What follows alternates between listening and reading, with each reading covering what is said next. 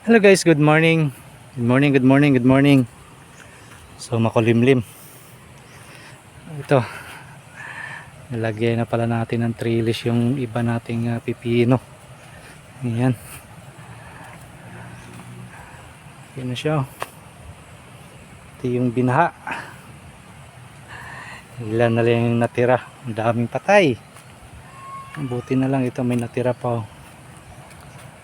Ito lang kung may 200 na lang natira na to. Sa mahigit 1,000 na tanim natin. So ito na lang natira. Yan, daming bakante. Yun pa, hindi ko pa nalagyan. Ito siya.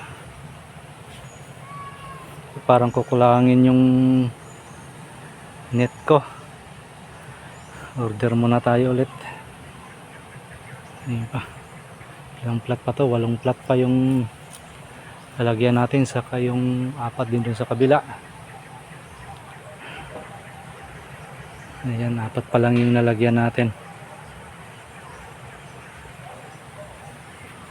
Putol muna tayo ng kawayan pang gawang haligid dito.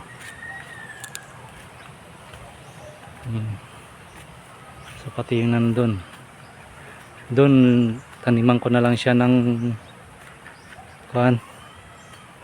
sitaw.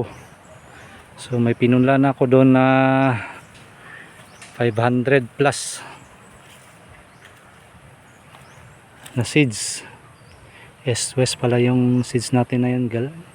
Galante ba yun? Variety ng sitaw yun. Ayan, sitaw yung lalagay natin doon. Diyan.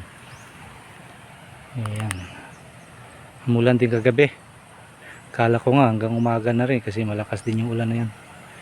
Buti na lang kagabi lang. Ito ngayon, napakakulimlim, napakadilim ng kalangitan yan. Ayan muna guys. God bless sa lahat. Sana wag nang bumaha dito. At nang may ma-harvest naman tayo nito kahit papano. Ayan muna guys. God bless sa lahat ng farmers. Ingat sa lahat. Babus!